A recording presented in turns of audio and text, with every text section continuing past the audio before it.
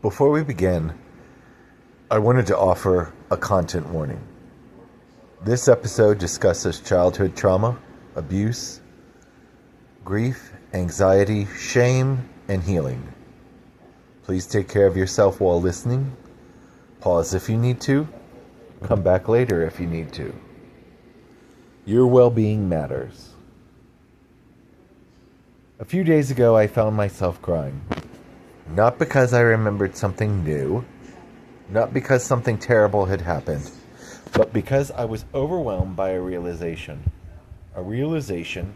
that I think many survivors eventually face. The things that hurt me were not my fault. The abuse was not my fault. The fear was not my fault.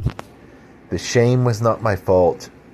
The wounds were not my fault, and yet I'm the one who has to heal them. That can feel unfair.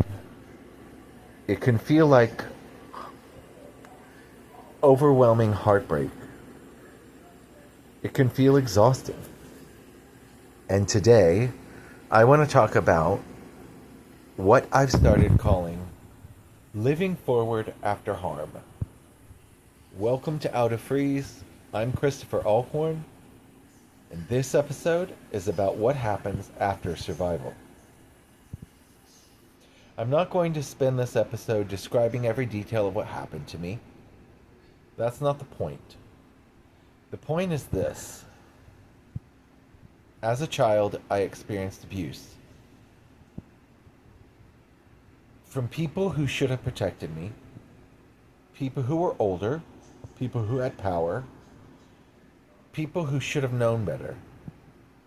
And like many survivors, I grew up carrying confusion, fear, shame, mixed messaging about love, mixed messages about safety, mixed messages about trust.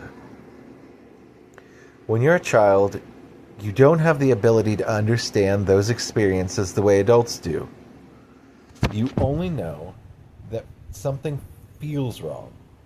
Something feels confusing. Something feels frightening. And often, you carry those feelings alone for years, sometimes decades. I know I did. This is something I wish more people understood. The abuse ended, but the effects didn't. The fear followed me. The shame followed me. The confusion followed me. Anxiety followed me. The freeze followed me. There were years where I thought there was something fundamentally wrong with me. Years where I couldn't understand why I reacted the way that I did. Why I struggled with things that seemed easy for other people. Why I carried so much self-judgment. Why I felt stuck. Why I felt overwhelmed. Why I couldn't simply get over it. Because trauma doesn't disappear just because time passes. Sometimes trauma settles into the nervous system. It changes how you experience the world, how you experience relationships, how you experience yourself. And for a long time, I blamed myself for that. I think one of the hardest things and truths I've had to face is this. The people who hurt me caused wounds, but they aren't the ones healing them. I am. And honestly, there are days when that feels unfair. Days I think, I didn't create this. I didn't choose this. Why am I the one doing all this work? Those are real feelings.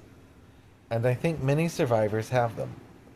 Because healing often requires energy from people who are already exhausted. Healing often requires courage from people who have already carried too much. Healing often requires effort from people who didn't cause the damage. And that hurts. What living forward means.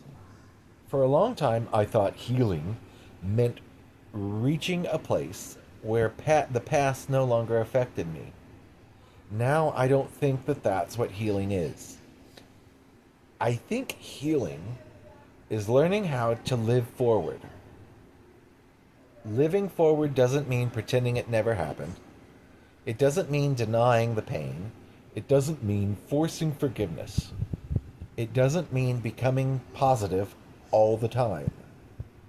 And it doesn't mean being healed overnight. Living forward means I acknowledge what happened. I acknowledge what it cost me. I acknowledge how it affected me. I acknowledge what it came to teach me. And I choose to keep building a life anyway. That's living forward. I can still have scars. I can still have difficult days. I can still get triggered. I can still grieve. And I can still move. Those things can exist at the same time. What living forward has looked like for me. For me, living forward hasn't been one giant breakthrough. It's been tiny movements. It's been going through therapy. It's been learning how freeze works and about freeze. It's learning about trauma. It's been trying to understand my nervous system instead of hating it. It's been talking to people and friends when I can, taking walks when I didn't want to. It's been getting out of bed on difficult days. It's been caring for my mom. It's been allowing myself to cry. It's been creating this podcast. Honestly, Out of Freeze is part of living forward because every episode is a choice to keep moving, a choice to keep learning, and a choice to keep healing. I choose to keep believing that life can become bigger than what happened to me. If you were carrying wounds you didn't create, if you were exhausted from healing, if you are angry that you're the one doing the work, if you're grieving the childhood, relationship, family, or life you should have had, I want you to hear me clearly. Your feelings make sense. The harm was not your fault. The wounds were not your fault. The abuse was not your fault. That betrayal, not your fault. The fear, it's not your fault. But healing is now your responsibility. Not because you caused the harm, but because you deserve to feel better. Not because you deserve the harm, you didn't. Not because it's fair, not because you deserve a life beyond it, but because you do. And that's the important difference.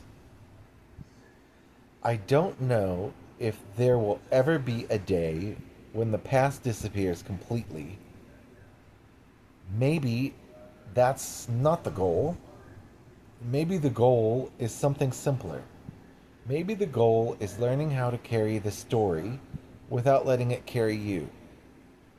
Maybe the goal is learning how to grieve without surrendering your future. Maybe the goal is living forward. One day, one choice, one tiny movement at a time. The harm mattered, the pain mattered, the losses, they mattered, but they don't get the final word. You do. This has been Out of Freeze. The opposite of freeze is flow. Tiny movements, big change. I'll see you next time, friends. Thanks for listening.